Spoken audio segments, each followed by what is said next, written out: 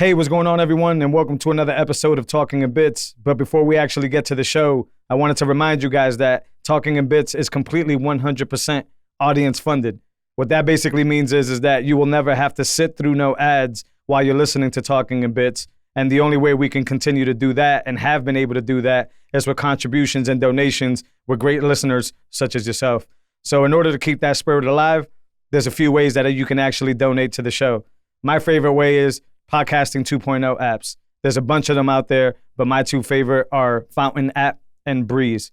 And with these apps, it's basically like any other podcasting app. You can subscribe to Talking in Bits. You can load up some sats into the wallet, and you can set how many sats per minute you think Talking in Bits is worth or how much value you're receiving from Talking in Bits. You can do this from both of those apps. Another really cool feature in these apps, these Podcast 2.0 apps, is the Boost feature.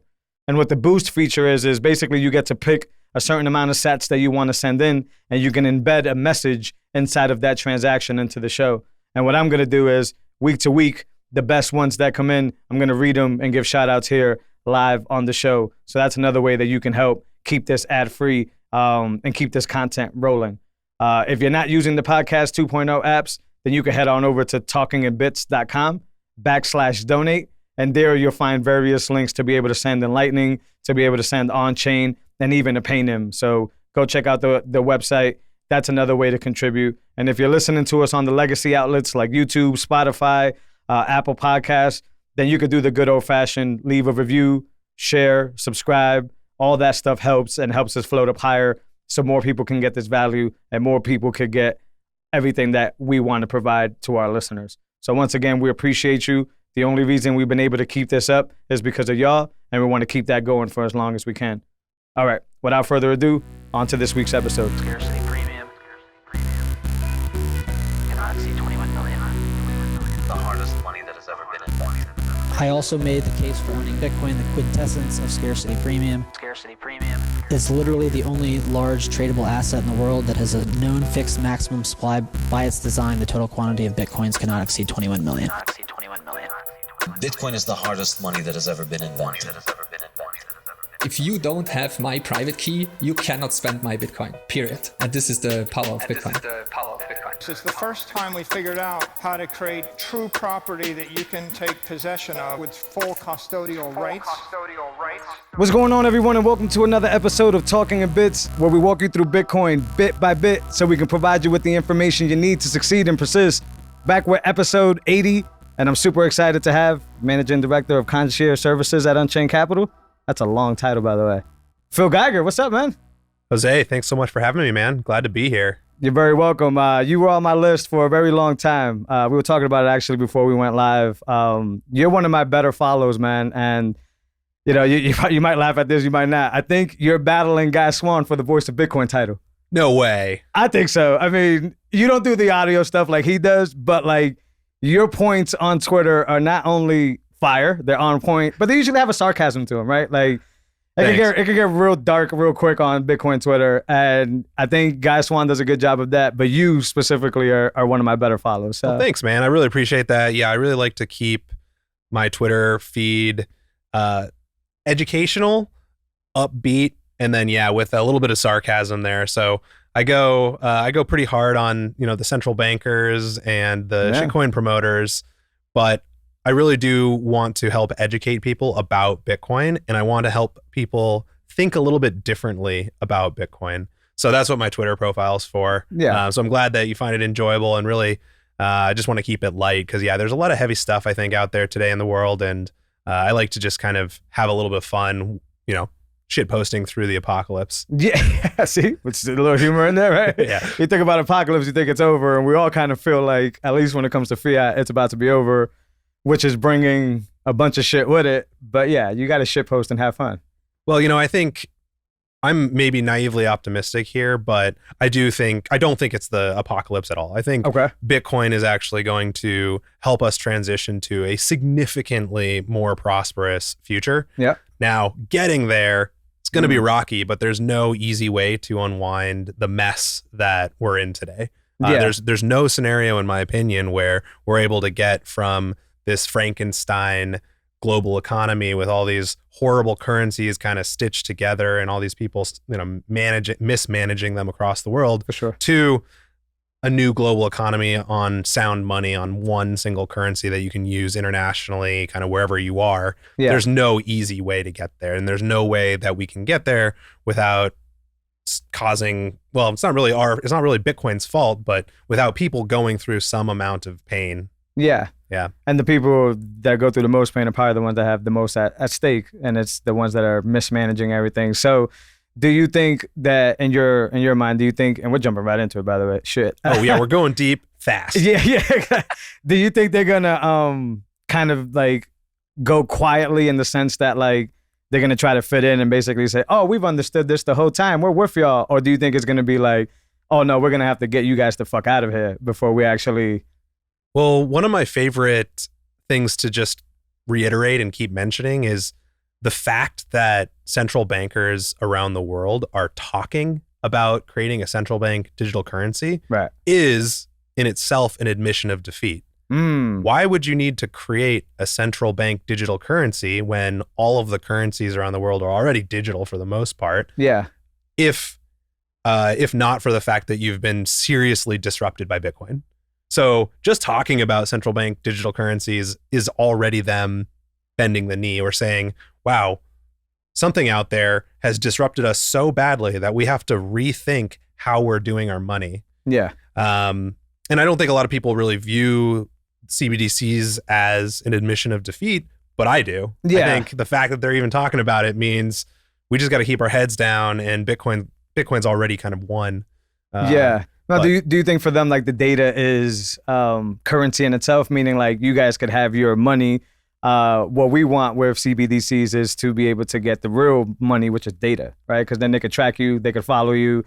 So like they conceded to the losing the financial gain, but they're still going to succeed in doing what China's doing, right? Basically. I just don't think that they can succeed with Bitcoin out there, because now Bitcoin is internationally, it's recognized as a brand. Right. You know, I think 100 to 200 million people around the world maybe have some amount of Bitcoin. Yeah. But Bitcoin, the name, the brand, it's nearly ubiquitous at this point. You can go anywhere in the world and mention Bitcoin and people will have heard of it. So they know that this thing exists. Maybe they don't know why it exists today or why they should have it. Yeah. But as soon as a central bank starts releasing this digital currency that, you know, loses value, just like the dollar loses value today, and then on top of it has a bunch of restrictions on where and how you can use it and all the stuff that you're being tracked and, you know, and it's like harvesting all your data. I mean, Bitcoin just becomes so much more obvious when that's the situation. So the central banks, they're kind of stuck, but they've been stuck for decades, where any decision that they make is like a losing decision. But now in particular with Bitcoin, as soon as they start doing any sort of nonsense with tracking or harvesting your data or restricting the food you can buy or how much energy you use, people are going to see Bitcoin and be like, oh, I'll just use that. So in a scenario where Bitcoin didn't exist, it would be really dystopian, but that's why I'm kind of hopeful. And I feel like, you know, more and more people every day are discovering Bitcoin and they're going to start using it. And yeah, some of the best marketing for Bitcoin is just the mistakes that all these central banks and governments make nonstop. They can't help but continue to make these mistakes. Right. It's like in their resume, it's like, we're good at making mistakes. Have you seen the meme of the person it's like a comic and the guy's like, what's the definition of inflation? And then the guy's like, what's inflation? And then the other guy's like, you're hired. Yeah, and then it's like central bank hiring. I haven't seen HR it, department. It's probably one of the best memes out there, I bet, because it makes so much sense. So yeah, I see your point on like people, and we know this, will always move to the best form of money. So like, even if now it's just a hedge on inflation, if it's a hedge on not getting data extracted, then they'll move to doing that. Right. So that would always work out.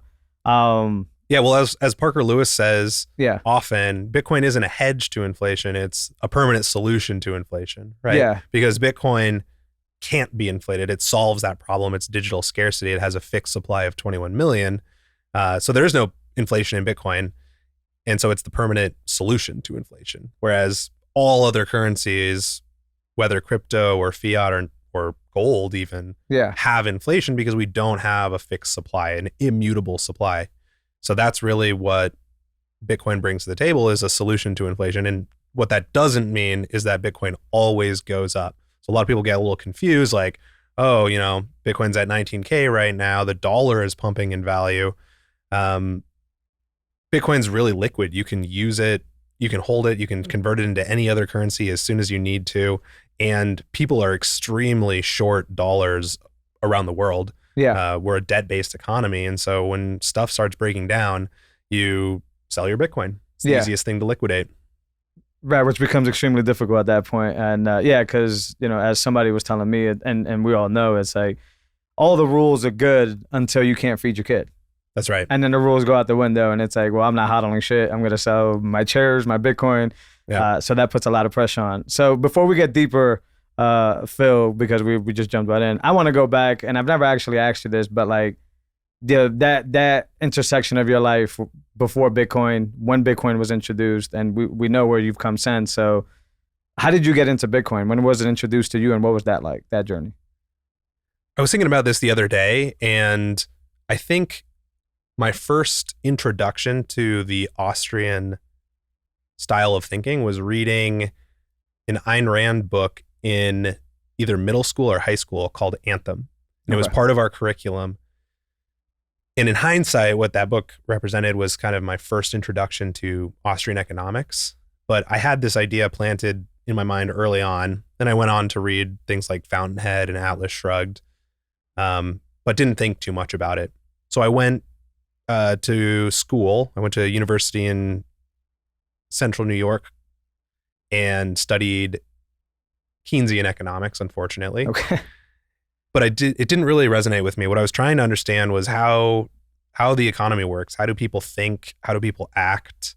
You know, why we have these business cycles, why there's booms and busts, all kinds of stuff, like really the kind of psychology of an economy. And so I graduated school very kind of confused, because Keynesian economics is just a bunch of models that are not representative of reality. It's like a bunch of assumptions that don't make sense. It doesn't describe anything. It attempts to predict things, but it doesn't do a good job at that either. Right. So I went into software implementation. So I had this kind of background or inkling about economics or psychology. Then I went into software implementation. I was in healthcare for a time being, for about 7 years. And I just happened to be in the right place at the right time in December of 2014. I was in Madison, Wisconsin. I was at a bar. The bar was hosting this thing called Nerd Night, which is like TED Talks at a bar. Sure. Usually delivered by, you know, local college students. Yeah. And this woman went up and gave a presentation on the history of money and ended the presentation with Bitcoin. So really it was dumb luck. I was in the right place at the right time. I think I had been kind of prepped just because of my touch points throughout my life with economics and with technology. And enough of the puzzle pieces were delivered in that one presentation where it piqued my interest. So I went home, I immediately bought some Bitcoin. You know, I wanted to be safe and not, you know, commit too hard to Bitcoin. So of course I bought some altcoins. I bought some Ripple, which died. Yeah. I was like, oh, well, banks are going to use Ripple. Like the marketing works, which is why I kind of hate the marketing so much. Sure. Because for people who don't know what's going on, it's like, okay, there's Bitcoin, and I definitely want to have some Bitcoin. And then, you know, what competes with Bitcoin? Now, you know, Ripple is a disaster. It's a shit coin. It's like dying. It's obviously a security, and they're going to jail essentially. Yeah. I hope. But now it's like Bitcoin or Ethereum, and Ethereum looks a little bit different, but in reality, it's just the same as the fiat currencies. It's just printed money. It's people managing money, and they manage it in a way that's very Rube Goldberg to me. So it's all kinds of trinkets and doodads that are completely unnecessary for the underlying purpose, which is to store value. Yeah. And Bitcoin just does it so much better, so much more efficiently. So that's really where I learned about Bitcoin. I was living internationally for a while and stacking sats. And then when 2017 rolled around, Bitcoin price started pumping. I was like, I got to quit my job and start working in Bitcoin. So that's when I left my fiat career, did some consulting with a few different Bitcoin companies, did some of my own my own work in terms of, collecting and selling all the Bitcoin forks. Yeah.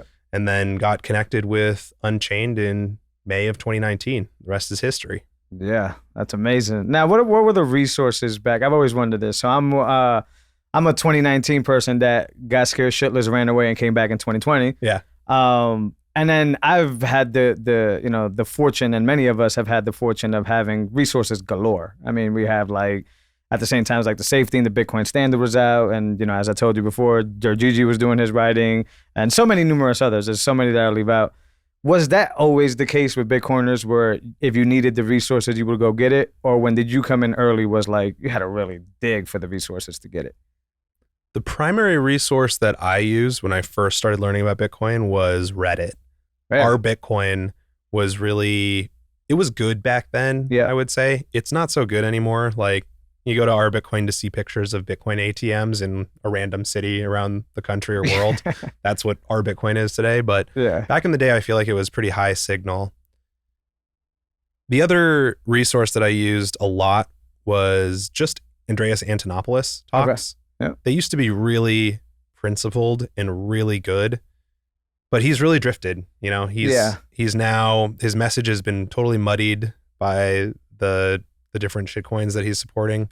Yeah. And I don't think he's as sharp as he used to be. Back in the day when he was just focused on Bitcoin, talking about Bitcoin, I found that to be really educational, really inspiring. Yeah. Now, is that a biasy that you would have? Does he have any claim to actually have good arguments for the shitcoin that he's talking about? And I don't want to gear this conversation towards Andreas because I really don't care.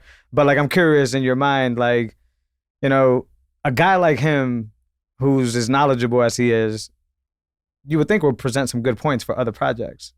So is it your Bitcoin bias or is it really that he's just shitcoining and has no place, maybe making money on the back end? It could be my Bitcoin bias. His perspective, at least the last time I, paid attention, which is been a few years at this point, was that he's a technologist and the technology interests him. And I can understand that. But the problem is that his earlier conversations or earlier presentations were really about this principled approach to disrupting central banking and the banking industry in general. Yeah. And he doesn't apply those same standards to any of these other projects. So Ethereum is just, it's centralized. It's a recreation of the fiat system. It's ugly. It's VC backed. It doesn't work well. People don't really use it. They're not, for the most part, holding their own keys. It's mostly on exchanges. And so I think he just hasn't kept the same standards, or maybe that's my, that's kind of where I'm at with that. Yeah. I don't have too much else to say about that though. Yeah. I think many agree with you on that end. And I wasn't with Andreas early on, but I can see where if you try to follow him, it seems to deviate from the mission. I wonder if this is one of those good old fashions, I saw my fiat bag pump when I talked about this versus when I talked about that. And maybe he's trying to make a living. Maybe it's all marketing from him. Who knows? But anyways, we'll deviate from there. So Unchained Capital came in. I'm a little bit blurry in this arena, but I think you were the spearhead or a big part of basically the onboarding process of Unchained, right? Which is, basically getting keys in people's hands. And we all know that Bitcoin is only as valuable as how you secure it, right? Because if you get rug pulled, then it's pointless. So can you talk to me a little bit about, or I'm curious about how that early day was where it was no, this is a great idea. We need to help people get keys in their hands. And this is how we would do so. Well, originally I was brought into Unchained as the director of product marketing for vaults, or really just for Unchained in general. We were such a small team at that point, but we were really focusing on vaults. And what I found was that there was a huge, huge knowledge gap from, where people were at generally to the Unchained product. And I think the Unchained product has always been the best in the market, but we're so far down the Bitcoin adoption curve that there was just an education gap. So I was out there marketing Multisig. I was hopping on calls with people, learning about their needs and helping them to understand why Multisig was important. And it got to the point where I had so much inbound demand for hopping on phone calls and our time that it made sense for us to start charging for it, to just launch the concierge onboarding service, which is where you get an hour of time with a technical Bitcoin expert who will walk you through setting up hardware wallets for the first time, making sure that you write things down correctly, making sure that you store things correctly, and then getting you all the way to what I believe is the most secure way to store Bitcoin for the long run, which is 2 of 3 multi-signature addresses where one key is held by a trusted partner. Yeah. The reason I think that that's the most secure way to store Bitcoin is because it eliminates all single points of failure. Your trusted partner is not a single point of failure. They're holding one key. You're not a single point of failure because if you lose one of your keys, you haven't lost any Bitcoin. So really, when I think about multi-signature, I think about it eliminating all single points of failure when it's done correctly. So that's why I believe multisig is the most secure way to store Bitcoin. And the concierge team is essentially your accelerator to get you there. Amazing. From you don't have to have any experience. Actually, some of the hardest onboardings we have are with Bitcoiners who've been Bitcoiners for many, many years, holding their own keys in self-custody, but have just formed a bad or incorrect mental model about what's happening early on, and then trying to help them understand how Bitcoin actually works. Yeah. So a lot of people think, my Bitcoin is on my hardware wallet. It's living on my device. Yeah. Which just isn't the case. Bitcoin always lives in Bitcoin addresses that are tracked by the blockchain. The blockchain lives on 100,000 whatever computers around the world, and your devices are your keys. Your keys help you build the addresses. Your keys help you spend the addresses. Yeah, that's important. Now, do you think it's a requirement to have this type of, if let's just say the term hand-holding, even though some may think that that's not the right way to go. Is it clear that you need this type of service to jump from, let's just say never having self-custody to going right into multi-sig? Or do you think it should be like an escalation thing where it's like, you should try to figure out single sig first and then jump to multi-sig? How do you think about that approach? I actually think that going from an exchange into collaborative custody is the right first step. Interesting. Because if you just buy a single hardware wallet and set it up on your own, you're probably not completely understanding what's happening. Right. Versus if you go straight from an exchange where someone else holds the keys to your Bitcoin to multisig, you have to learn a lot about how Bitcoin works. Yeah. The hardware wallets out there, rightfully so, try to make it as easy as possible for people to start them up and, generate addresses and start securing Bitcoin with their wallet software. But at the same time, they kind of hide a lot of the technical stuff in the background. With multisig, it's a little technical, but most people can get through it very easily. And if you have the right mental models, it's really not that challenging. It's just going through the steps and understanding the different roles and responsibilities of each component. Yeah. Now, if people always hear when they're going through single sig or when they hear about the 21 million supply cap and all that it's like, oh shit, like I could really screw this up for myself, right? And which is a lot of fear in that. And then you heighten that fear by, possibly you or somebody coming and saying, well, now you need to do this 3 times or 2 times in the collaborative custody model. Like, how have you had that conversation and in the simplest fashion and breaking it down to the point where it's like, it's actually better for you to have more than one? How do you go about having that convo? Which you probably have often, by the way. I think the biggest concern that people have, rightfully so, is this idea of a single point of failure. Yeah. So as you mentioned, Bitcoin is immutable. It has a fixed supply of 21 million. If you're holding a key to a Bitcoin address and it's the only key, you are completely responsible for that. And if you lose that key, you've lost your Bitcoin. So really, I think the concern is mostly about, oh man, I'm going to mess something up. I'm going to forget a PIN. I'm going to lose this, seed phrase, these words that I wrote down. My device isn't going to work.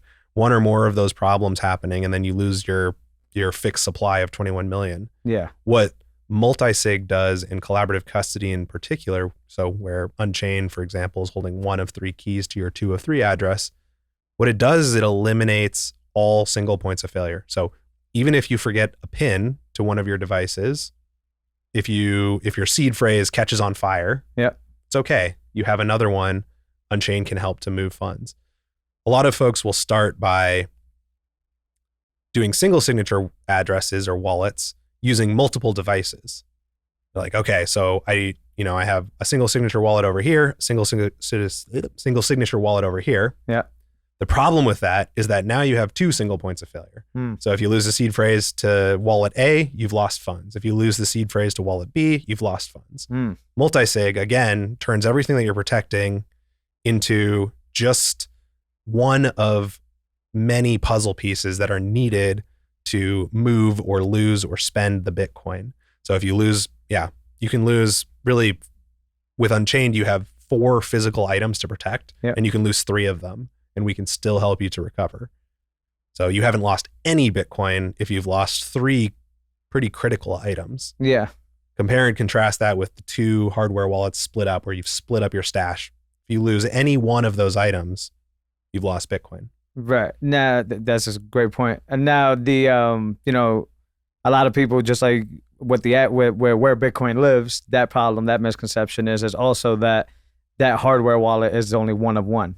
Right, like if I lose this one or if it breaks, because I always get the question of like, oh, well, what if I go to turn this on 5 years from now and the device doesn't turn on because it's a shitty electronic or whatever it may be.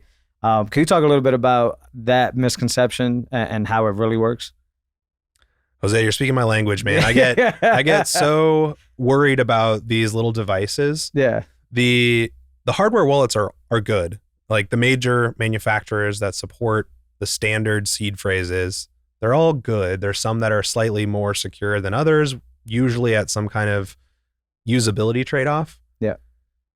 But even the best hardware wallet is still a piece of technology that requires updates. It's a physical item that might break for any number of reasons. Yeah. So at the end of the day, what you really, really, really must secure is your seed phrase. So when you set up your hardware wallet for the first time, it prompts you to write down a 12 or 24 word seed phrase. And the seed phrase is really, in my opinion, the key to the castle.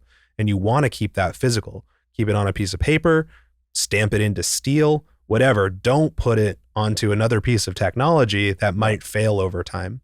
Because even the best computer, the best hardware wallet in the world, we shouldn't expect it to last multiple decades. Sure.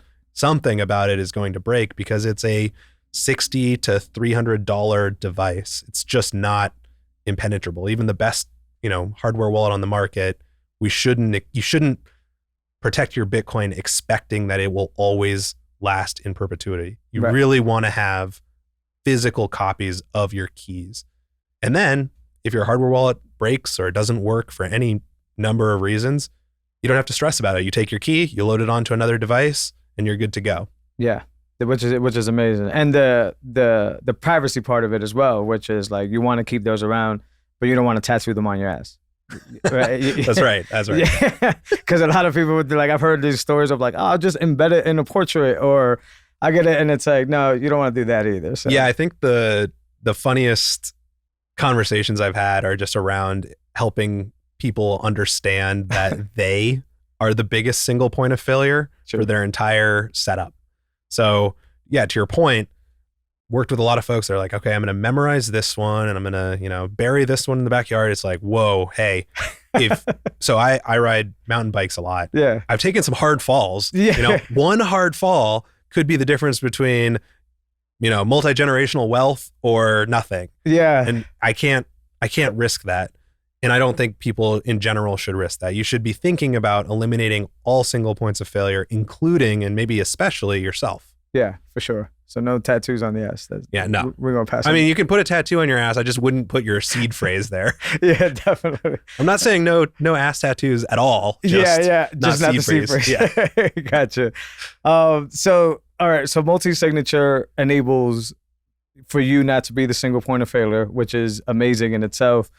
I see now that it actually is starting to open up different avenues for different type of models, an IRA being a good specific example of that, right? So now being able to hold Bitcoin in an IRA tax advantage account while still having custody, because now you went through your concierge onboarding, you learned how to use multisig properly, and now it's time to move that over there.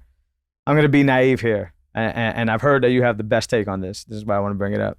Okay. To me, playing government rules is anti against what we're doing here. Okay. So if I'm gonna go, and I'm I mine, I do all this stuff, I try to KYC free this stuff, right? So in my mind, it's like, that's not the direction I want to go, which is now allowing the government to put rules on my Bitcoin, because if I do X, Y, Z, I get penalties and I get hit on that. Sure. But it's a great product. So my mind now is just like, what am I missing to this puzzle that doesn't make me understand why putting your Bitcoin, I mean, I understand why multi-sig Bitcoin is great in an IRA, but like just in general, why would you do this with your Bitcoin? What I would say is it's important to start by kind of setting the foundation, which is that $35 trillion worth of wealth today is trapped in these retirement structures. Okay. If you believe that Bitcoin is going to be the global reserve currency or is becoming the global reserve currency like I do, then all of that $35 trillion will at some point be converted into Bitcoin. Now, there's a subsect of people that feel like you should just liquidate your old 401k or your IRA, take the hit, go and buy Bitcoin with it, which I can kind of understand. But the problem with that is if you have a vast majority of your wealth in a 401k or an IRA or just this retirement structure before you even learn about Bitcoin, then what do? Like, do you really want to, if you have a traditional 401k, you could close it out. You have to pay income tax on all of that money on your retirement savings. You pay income tax plus a 10% penalty. So for a lot of people, if you liquidate your retirement account, you're coming out with 40% less than you would have. Good right? Point. Yeah. That's a huge chunk of many people's entire net worths. Yeah. So what's incredible about the Unchained IRA is it skirts around those penalties. So you can take your old 401k that you've forgotten about from an old employer or something like that. That's a vast majority of your net worth. You can convert all of that into Bitcoin, where you now have 2 of 3 private keys. So the Bitcoin, of course, is still living in this retirement structure, but you have the private keys to the Bitcoin. So you have full unilateral permissionless control over your retirement. So I think it is a great, practical, pragmatic product for a significant amount of wealth in the US. Yeah. Now, there's of course new cash being generated or being earned every day. And if you don't have a large percentage of your net worth in the old retirement system, I might not recommend an IRA for you. Sure. But, many people, like I mentioned, have, 60, 70, 80% of their savings trapped in this zombie retirement system. And this at least gives them the ability to preserve the amount of value that they've created and hold the private keys. And so I'm a very strong believer that Bitcoin is asymmetric defensive technology. If you're holding the private keys to your Bitcoin, it doesn't matter what rules and laws and regulations there are. The Bitcoin cannot be confiscated from you unless you provide authentication from your keys. Yeah. So that's a great point. And I wouldn't want to try to provoke the government to come after you or looking for you or anything, but that's what they would have to do in order to get your funds. And if you contrast that with the current system, which is where somebody else is just holding on, your 401k is just kind of invested in these index funds that your employer picks and you don't care about them and you're paying a fee and you forgot about your old 401k. Yeah. Like holding the keys to real Bitcoin while not having to pay the government up to 40 or 50% of your life savings is extremely powerful. And that's why it's so popular. I mean, I think from there's a certain folks in Bitcoin, and I completely understand their perspective. It's like, I only want non-KYC Bitcoin. I don't want the government to know anything about me. And I think that's great. And it's something that they should go for and do. And I'm very supportive of that. Yeah. But the reality of the fact is that most people have most of their wealth trapped here. And I think this is just the best way to get it out. I love that. It's a bunch of valid points across the board. The 40% hit, nobody wants to take that, especially if you spent a long time building that up. Well, yeah, and you're paying the government. It's like you're funding the government to get your money out of the government's eyes. And then for a lot of folks, like this is a large sum of money, and you can't just go and buy, up multiple millions of dollars of Bitcoin off the street very easily. Like you typically have to go and then KYC with another exchange or OTC desk. Right. And then you're paying capital gains on that too. So you've paid 40% or whatever, income tax plus 10%. Then you KYC in the exchange or OTC desk realm. Then you buy Bitcoin. Then if it increases in value and the government's still around, like if you want to buy anything with it, you're paying income gains tax on that again. So, just I think different ways to protect Bitcoin and hold Bitcoin is just really important. And we can kind of play the game that is already being played today, but skirt around the most important thing, which is now people can hold their own keys. Yeah, well, that was going to be my follow-up question. So does all that still apply to you in your head if the product didn't allow you to have your own keys? No, I would not. Yeah. I wouldn't recommend moving your retirement into any tax-advantaged Bitcoin account that does not give you control of your private keys. That's just setting yourself up for such disaster. And we've already seen multiple hacks from these. They're really traditional IRA companies that have realized, oh, wow, we can probably make a lot of money on Bitcoin. Yeah. So they don't really understand Bitcoin. They don't understand keys. They don't understand how to custody it. And so we've already seen, large sums of people's retirement wealth vanish in hacks. I think IRA Financial Group lost $35 million. Recently, I Trust Capital, their building was swatted.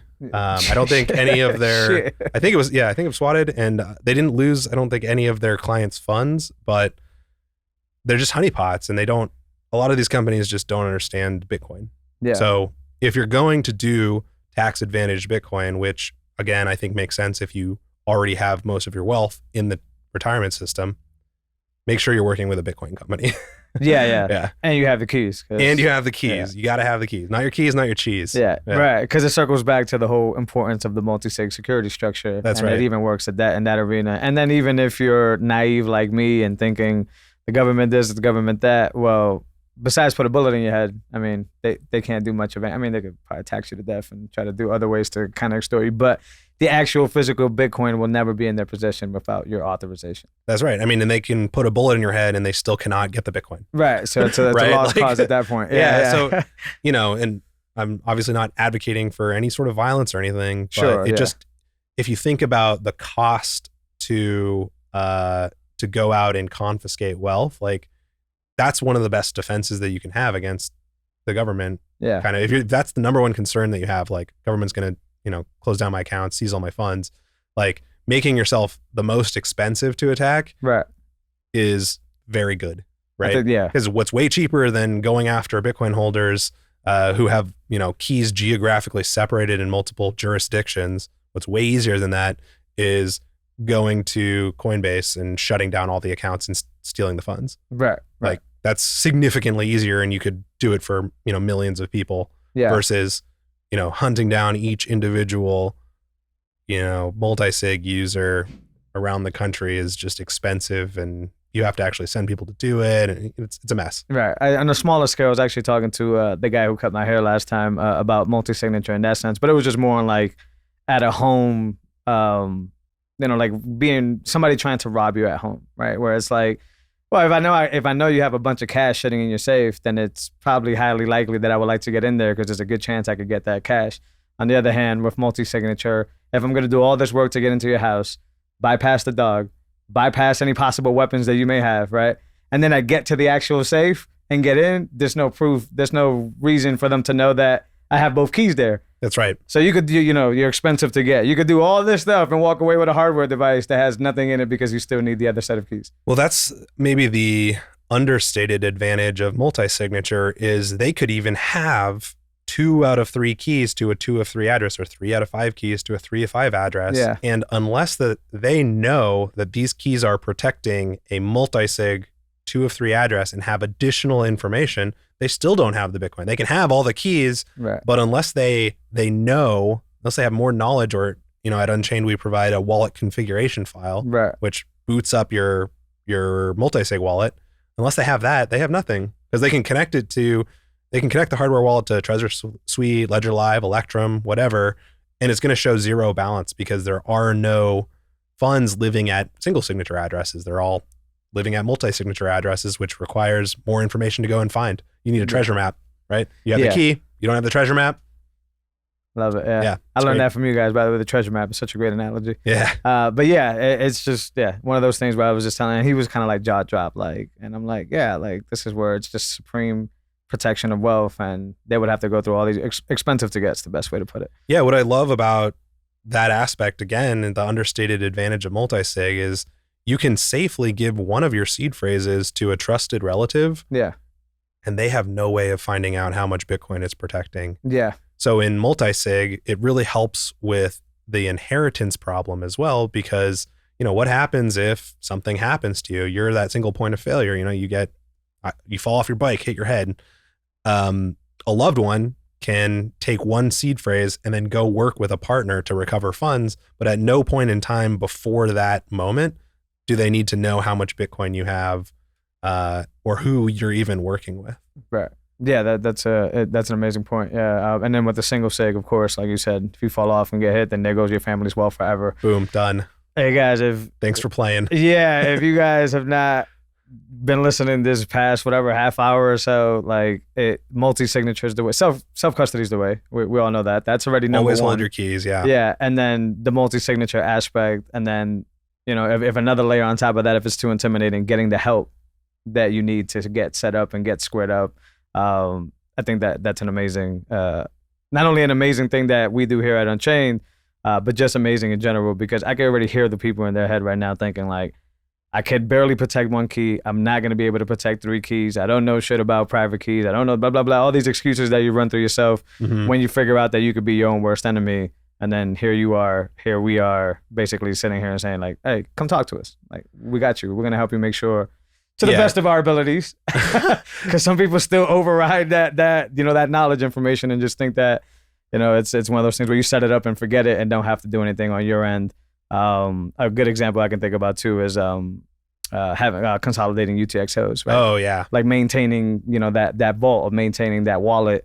A lot of people still reach out to me and say, well, I thought I could just set it and forget it, and it's like, no, you still have some work to do, but we got you there. It's funny, a lot of these features that we offer on the concierge team, and UTXO consolidation advice is one of those perks of being an Unchained client. And for those of you who don't know what that is, whenever you make a deposit to a Bitcoin address, each deposit is a chunk of data called a UTXO, unspent transaction output. So a Bitcoin wallet is a series of addresses controlled by your keys. So if you have a single signature wallet, you have one key, you have a bunch of addresses, and you have a bunch of chunks of data, UTXOs, living at those addresses. The problem with UTXOs, or really it's not the problem, it's just kind of how Bitcoin works, is you pay for the amount of data that you send around the network, because there's, as mentioned earlier, 100,000 people around the world tracking all of these transactions and storing all this data on their computer, the blockchain, which is about 400 something gigabytes now. Yep. So if you want to move your Bitcoin, you're paying to ship data to 100,000 people around the world. So that's what you're paying for. You're not paying for the amount of Bitcoin that you're sending around. You're paying for the chunks of data. So as you're DCAing, as you're mining, whatever, you're accumulating these deposits. And at a certain point, it's going to become prohibitively expensive to send these funds around. And on top of that, your little hardware wallet, which is a pretty simple device on purpose, it's very stripped down, it has limited memory, it's going to struggle to actually sign and spend the funds unless you do multiple transactions. So at Unchained, the concierge team will just be on the lookout for you. And as soon as you start getting kind of a high number of UTXOs, we'll just give you a reminder, say, hey, your vault's looking a little heavy right now. Let us know if you want to hop on a quick call to consolidate that. And all you do to consolidate consolidate UTXOs is send one transaction that spends all of the UTXOs as one kind of chunk of inputs. Yeah. And then it returns it to your wallet as just a single deposit. So Yeah. you might have 100 deposits. One transaction can return those as just a single deposit, single chunk of data. Yeah. So it keeps your vault light, keeps your wallet light, and then you're able to, send funds around cheaper and faster in the future. Yeah, let me give you my analogy. Let me know if I'm off base or if it kind of works the same exact way. So if I have an actual physical wallet in my back pocket and I stuff in it $200 of $1 bills, it's going to be really hard to fold that wallet. It's going to be hard to have it in my back pocket. It's going to be harder for me to siphon through it and get how much I need. But if I hand that over to a cash register to pay for something that's, let's say, $5, and then she gives me back bigger bills as change, right? Maybe a $50 bill, $100 bill, right? Now my wallet is back to being useful, right? It's lighter. It's a lot lighter. Right? I can move it in there, I can fold it, I can carry it around, and then the next time I got to pay somebody, I can pull out a 50, right? And much faster. Is that a good analogy for that as well? Yeah, I think that's a great analogy. I think another analogy I've heard is a piggy bank. When you're, stuffing coins in it, it gets really heavy, and you can have coins that are 25 cents. You can have dollar coins in there. You can have, a gold coin that's worth $1,000 or whatever, but it's getting heavier and heavier. And then imagine shipping that piggy bank around the world, right? It's expensive because it's heavier. And so really what consolidating your UTXOs does is it takes that piggy bank, takes all the cash out of it, returns it as just one coin. Yeah. Like you mend them all together. Yeah. That's great. Yeah, no, something you guys are getting wisdom here for free, here, just on the spot. But it is very important, because it would be a shame if, at the end of the road, if somebody does not consolidate their UTXOs, the worst case scenario is just paying a shitload of money to make the transaction and maybe having to do multiple. That's worst case scenario. Yeah, Bitcoin is still safe. Of course, you haven't lost any of the Bitcoin. Yeah. But when we say high fees, like that is a real serious financial risk in the future for having a lot of UTXOs. Right now, the Bitcoin base layer is pretty inexpensive to send funds around. I think you can get 1 or 2 Satoshi per byte transactions processed within a few hours today. Yeah. But there's no reason for us to expect that will happen, that will continue in the future as Bitcoin continues to grow. Yeah. So even with Bitcoin as with the network kind of as uncongested as it is today, last year there was a few moments where the fee went up to over 100 sats per byte. People wanted to move their funds. I've seen transactions cost, $1,000+, right? And so that it becomes a really big problem if the network gets more congested and you need to make a transaction. So while the network isn't congested, it's a really good opportunity to consolidate your UTXOs so that you're set up and ready to go for when things do get congested. And you don't have to just consolidate down to one UTXO, because the problem there is there's definitely some privacy concerns because you've now associated all of these previous addresses with one single address. And also, if you want to spend from that address, maybe you don't want to spend 1 Bitcoin at a time. You want to have maybe a few different addresses with 0.1 Bitcoin in them. That's okay. You don't have to have necessarily just one UTXO, but you definitely don't want to have 200 or 300 UTXOs. Right. I think of it as like, hey man, clean up your room, right? Yeah, for real. 300 UTXOs. Yeah, that's a lot. Yeah. And even today, 300 UTXOs, and it also depends on type of address. So single signature versus multisig, 2 of 3, 3 of 5. The larger the multisig quorum, the heavier, the bulkier the address is. Yeah. And so the more expensive it is to send it around the network. So yeah, 200 UTXO transaction and a 2 of 3 address, even today with fees at, 10 sats per byte, 3 to 10 sats per byte, you're looking at an expensive transaction. That's tens of dollars at least. And there's a good opportunity that's actually happening, because when people first get introduced to cold storage, it's always the philosophy of DCA into cold storage. Yeah. So like 300 may, to some people who are at more expert level, maybe like never, right? But like there's a lot of people out there that have no freaking idea, and they're putting these $20 cash app transactions into cold storage and not realizing that they got to clean their room. Yeah, that's right. I think UTXO consolidation is particularly important if you are DCAing into cold storage, or if you're mining directly into cold storage. Like you have to at some point confront this and be aware of it. And so we just want to get out in front of it and help educate people and help them understand how to consolidate and make sure that their wallets are ready to go for when, things do get a little bit crazier. Yeah. But yeah, it's just one of those things that I personally ran into with my own personal stash when I was DCAing back in the day. There was nobody out there looking out for me. Yeah. And so when we started setting this up at Unchained, just decided, hey, we ran into a few clients that were running into the issues. And so we just institutionalized it. So now we just look out for our clients across the board. Yeah. And the thing is, a lot of people hearing this may think it's a show, but from the inside, it actually does feel that way. We are looking out for people. It's a business, and of course, but that's how we talk about these things here, internally. Is we're helping out. And it's amazing to have that. For the minor folks out there, fun little tidbit, increase your threshold, have them paid out to a Sparrow wallet or somewhere else, and then, decide when you're going to go into cold storage. That's the best way to do it. You could get those thresholds to 10 million sats and make those UTXOs nice and hefty, and then get that one bounce in there. Wait for the mempool to be low. We always got to wait for the mempool to be low, and then jump into cold storage.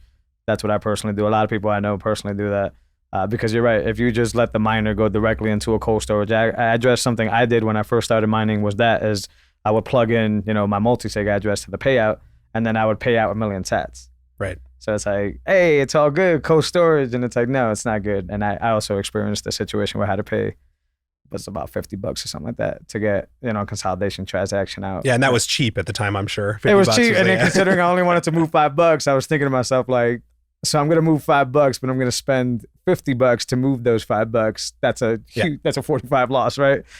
So yeah, just a tidbit for the miners out there. I know a lot of people listen to miners, so yeah, it's just something to be aware of. And for miners in particular, managing your Bitcoin is really, really important. I mean, as we've just saw with Poolin, which is insolvent as of a few days ago, not paying out their miners. You really, as a mining company, must be holding your own keys.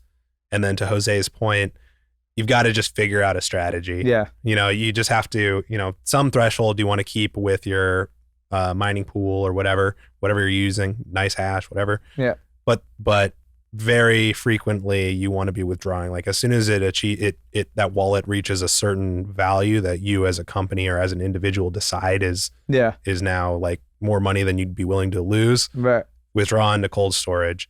And then beyond that, then it's managing your cold storage wallet for the long run, right? Yeah. So as a miner, especially as a miner, like if you aren't managing your UTXOs effectively, you're leaving money on the table. You're less profitable than you could be. So it's just really important. And it's something that, with a little bit of guidance, a little bit of help, I think anyone can do it. Yeah. But it's learning a new skill. Just like holding your own keys is learning a new skill. Bitcoin really forces us to confront with new skills. And it's the same with, self-custody. Even after you've set everything up, there's ongoing maintenance. You can never just set it and forget it. Part of the new monetary paradigm. Right. And some people learn differently too. So like one of the biggest reasons for the show is to have, people like you come on and educate people so that they don't get burned. But some people just got to get burned. They just ignore the content and got to get that rug pull every now and then to be like, oh, what Phil was saying is right.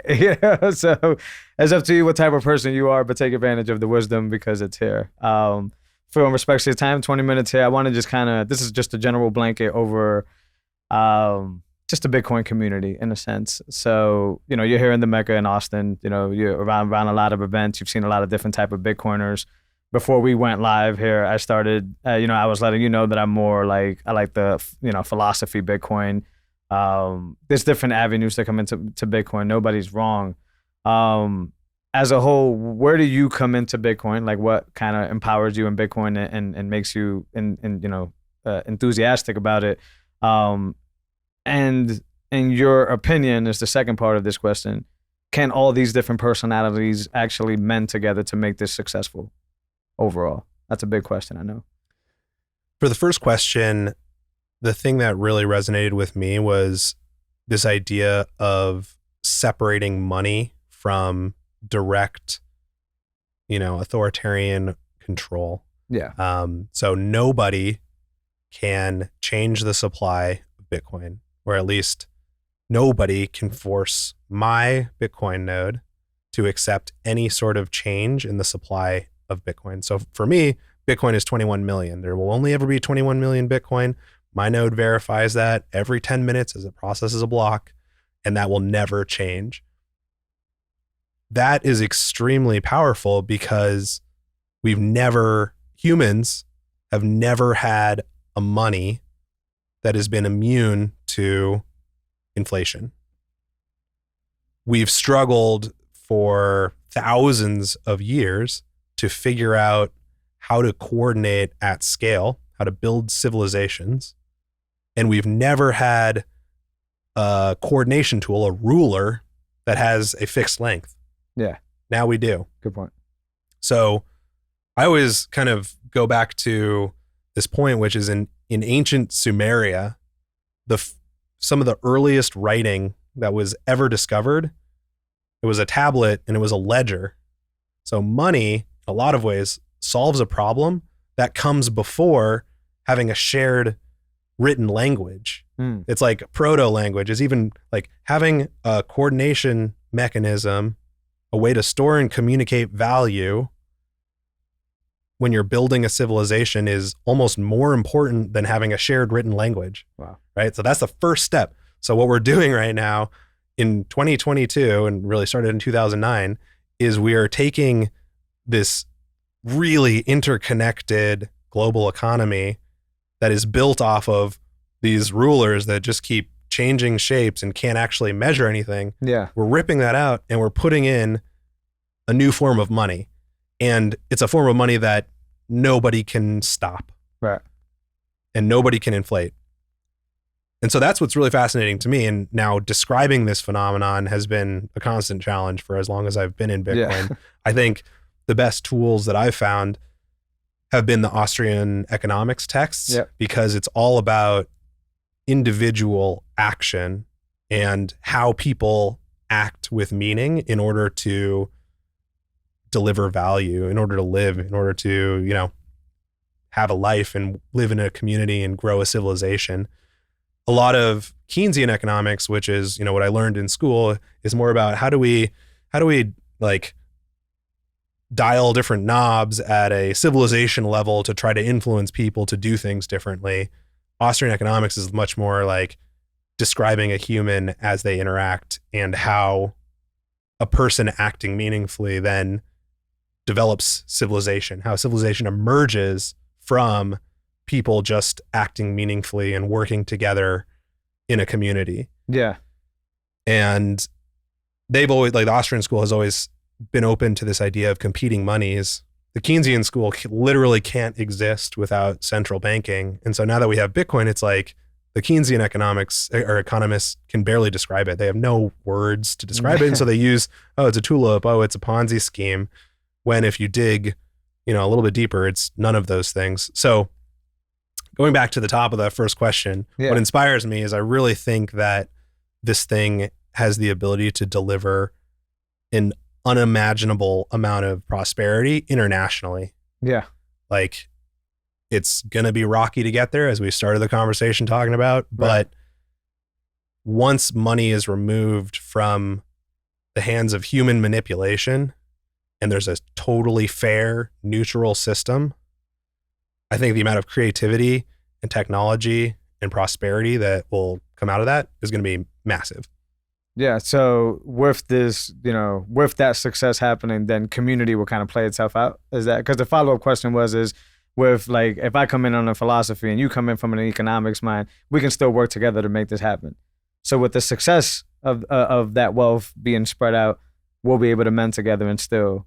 Absolutely. I mean, Bitcoin has to be the money of enemies for it to succeed here, because it has to be neutral. It has to completely exist outside of human politics, or not completely outside of, but very, very much outside of. I mean, there's still some human politics, I think, when it comes to writing code and proposing changes and so on, which, I think has been historically very challenging and is only going to get more challenging as we move forward, which is good. Yeah. But yeah, there's all kinds of people that are now starting to understand Bitcoin that we don't need to agree with. Like I've even seen like Bitcoin socialists out there, which to me doesn't make any sense, but they resonate with Bitcoin for one reason or another, and that's good, right? Yeah. I don't have power to influence their money. They don't have power to influence my money. Good point. Have whatever perspective you would like. Bitcoin teaches really expensive lessons. Yeah. So if you are, actively attacking Bitcoin, or if you're investing foolishly, you will get burned. But that's the benefit of Bitcoin. In today's society, in the fiat system, bad actors really are not punished. And in fact, the bad actors end up running the show. Then I'm getting away with it. They get even richer. So in this new scenario, like, everyone has the opportunity to get burned. Everyone has the opportunity to succeed. And we all just have to figure out how to cooperate without, being authoritarian, I guess. Yeah. Which is difficult for many. Mm-hmm. So the final question that segues right into that is maximalism. How does that play a role? Is it something to pay attention to? Is it really toxic? Is it just people being people and mashing around? What's your thought on Bitcoin maximalism? My definition of Bitcoin maximalism is a person who understands that the world is converging onto one currency, and the currency with the best monetary policy will be the one that wins. All right. So it's Bitcoin. That's a Webster's one right there.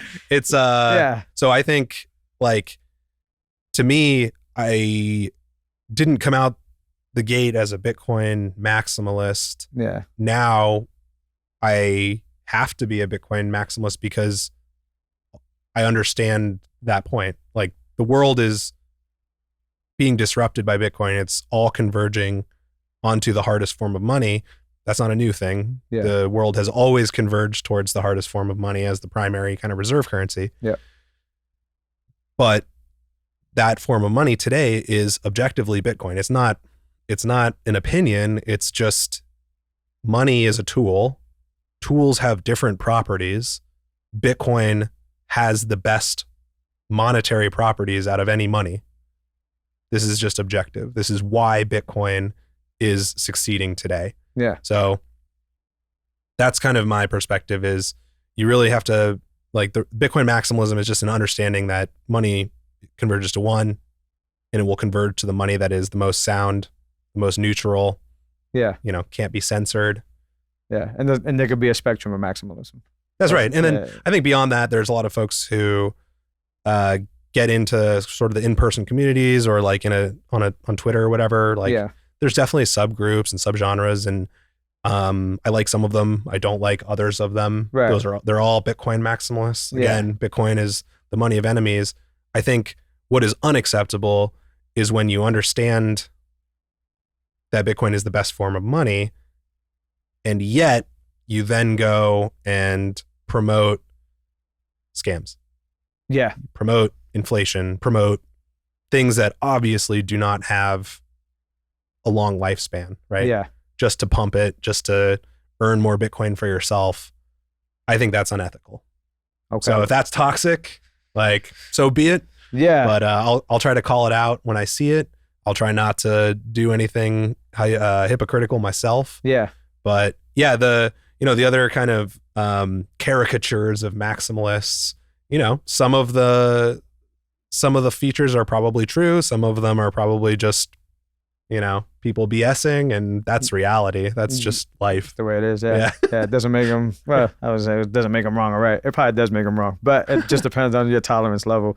I think some people are over the top, of course, especially Bitcoiners going against other Bitcoiners, like, folks that are getting in, on a KYC on-ramps versus the folks that don't believe in that. And it's like, well, are you actually teaching the other person something, or are you just telling them their way of doing Bitcoin is wrong? All right. That's where I'm like, yeah, I mean, you're both still maxis, but you're not really educating anybody on anything if you're just fucking talking shit about how they do Bitcoin. Yeah. I run into this issue with the whole IRA, like we were kind of discussing. Like, some people just do not believe that the U.S. government should be involved at all with any aspect of Bitcoin, and I'm totally sympathetic to that perspective, if that perspective didn't cost people so much. Sure. Like you can get, you can have the private keys to your Bitcoin without giving up to 40 or 50% of your savings. Right. Like you should know about that option at least. Make your own decision. But this idea that, if you're not a real Bitcoiner unless you're using, cold cards and you only obtain non-KYC Bitcoin and so on and so on and so on. You only eat meat and you cut your own hair and you don't own any chairs. Yeah. Like cut your own hair is funny as fuck. I know.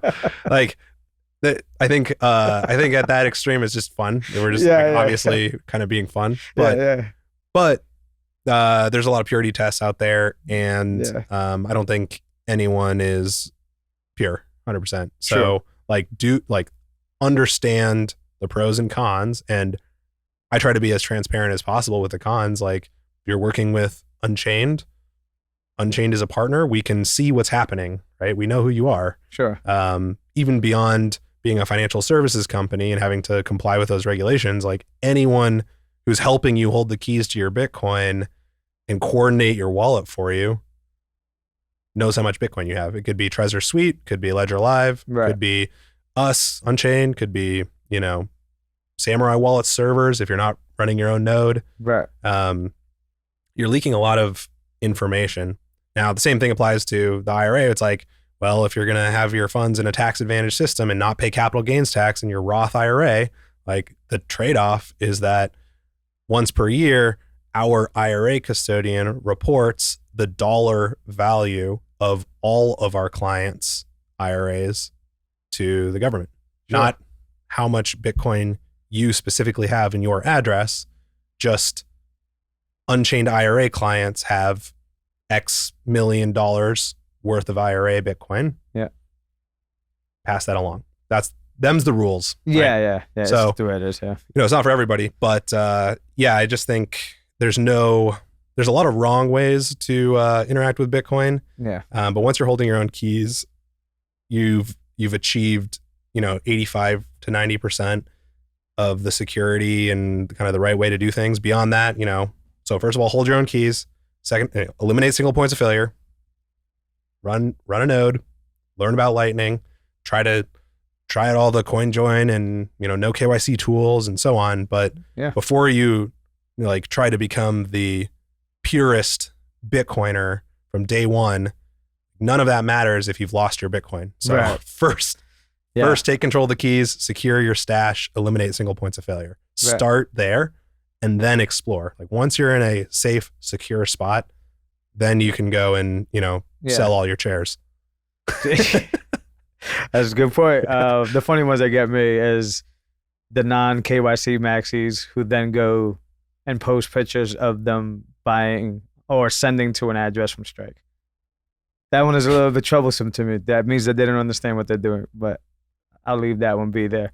It's a strange thing. Everyone's an expert on Twitter. Didn't you get that? 100%. And that's why I try to stay away from Twitter. I've talked about it plenty of times in this podcast. I'm not good at social media. Yeah. And that's okay. Like, it's one of those things that I'm like, I let the pros do what they do. I'll pop in every now and then and share some stuff, but I get too caught up in like trying to fight with people, and it's a waste of my damn time. It happens. It's crazy. It's easy to do. But anyways, Phil, appreciate your time here, man. We could talk about this stuff forever. Please let the listeners know where they can follow you or wherever it is you want to send them any call to actions that you got for them. You can follow me on Twitter at Phil_Geiger.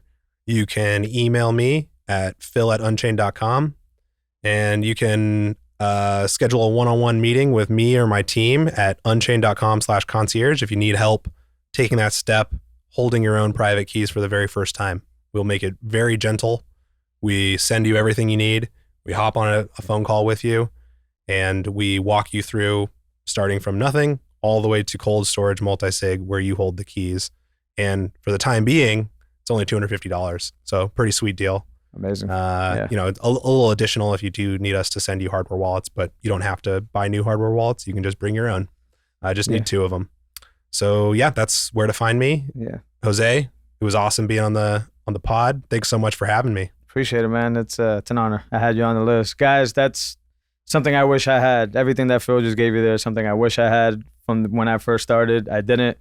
Lost some Bitcoin, did some stupid shit. Take advantage of testnet, by the way. You can do some shit on testnet. Testnet's my favorite shitcoin. I love it. That's the best way to put. But yeah, check Phil out. Once a guy, I'm letting you know, Phil's coming for the title, the voice of Bitcoin, at least in my feed. But you guys know where to find the show. Podcasting 2.0 apps. Our favorite seem to be Fountain and Breeze, just because they're the easiest to onboard, but we want to keep this decentralized, and you can go down the list. I'll post a link in the show notes. It's about 30 to 50 different apps where you can support the show. You can let us know if you love the show, stream us some value, and conversely, if you don't like the show, then we'll know because you won't stream us any value.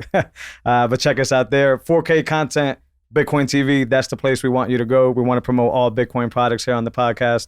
And if you just haven't moved over to the Bitcoin standard of media, you can check us out on YouTube, Spotify, all that. But you need to get off all those algorithm junks. If you're there, give us a thumbs up, comment, rate, all the good old stuff that works and flirts with the algorithm that helps us get this message out and get the signal out to more people. Appreciate you again one more time, Phil. And I'll catch y'all next week. Later.